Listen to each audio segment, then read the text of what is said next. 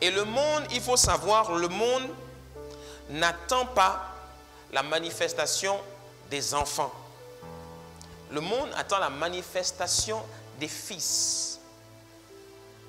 Qu'est-ce que c'est qu'un enfant et qu'est-ce que c'est qu'un fils? La Bible nous dit clairement que ce sont les fils que Dieu utilise. Hein? Ce n'est pas les enfants. Lorsque tu viens à Christ et que tu donnes ta vie à Jésus-Christ, que le Saint-Esprit vient te remplir, etc., tu entames la première phase ou encore la première partie du cycle qu'on appelle bébé spirituel. Dis avec moi, bébé spirituel. Après, en grandissant, tu deviens un adolescent spirituel ou encore un enfant. Et tu es appelé à devenir fils. Tu dois devenir un fils. Parce qu'en fait, chacun d'entre nous, en Jésus-Christ, nous avons un héritage. Nous avons un héritage. Mais celui qui entre en possession de son héritage, c'est le fils, ce n'est pas l'enfant. Amen. Tant que tu demeures un enfant spirituel, tu ne peux pas entrer en possession de ce qui t'appartient en Christ. Ce qui est incroyable et malheureux en même temps, c'est que, et c'est ça qui est vraiment extraordinaire, c'est que les églises, bien que les gens entendent de belles choses tous les jours, on trouve énormément de bébés et d'enfants spirituels. Regarde ce que la Bible nous dit. La Bible nous dit dans le livre de Galates au chapitre 4, au verset 1 à 2, « Or, je le dis, aussi longtemps que l'héritier est enfant, il ne diffère en rien d'un esclave, alors qu'il est le maître de tout. Il est soumis à des tuteurs et à des administrateurs jusqu'au temps marqué par le Père. » Je prendrai le temps de creuser davantage sur cette affaire de tuteur et d'administrateur là quand nous aurons notre séminaire au mois de juin sur le tuteur royal. Alléluia. Mais ce que Paul est en train de dire, c'est que l'enfant ne peut pas entrer en possession de son héritage. Et l'enfant ne peut pas opérer dans certaines réalités spirituelles.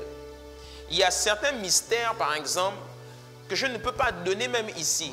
Il y a des choses, moi-même, personnellement, que j'ai comprises dans la Bible, où le Saint-Esprit m'a emmené.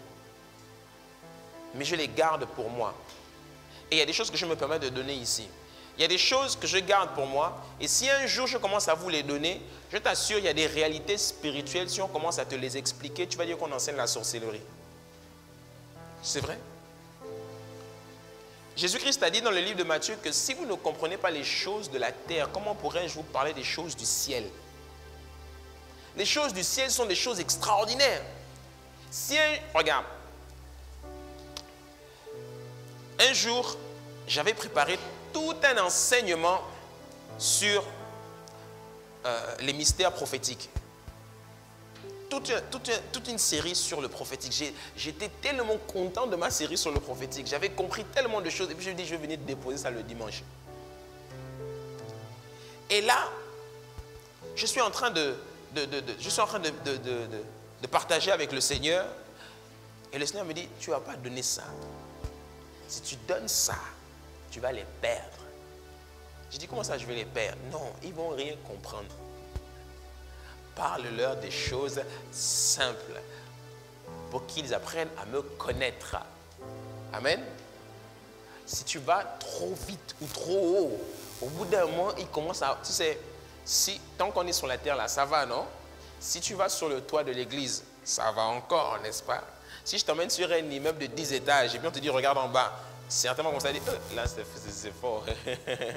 Mais si on t'emmène sur les tours que j'ai vues à New York qui font 100 étages, et puis on te dit regarde en bas, je vais te dire que tu es là, tu as l'impression que tu es debout, mais en fait tout d'un coup tu vois la terre qui commence à pencher, et quand tu vois la terre qui commence à pencher, tu as l'impression que tu as mal à la tête. Non, en fait tu n'as pas mal à la tête, tu es en train de tomber. Tu vois, il y a des niveaux qui sont tellement élevés que Dieu ne peut pas t'y emmener parce que tu risques de tomber. Amen.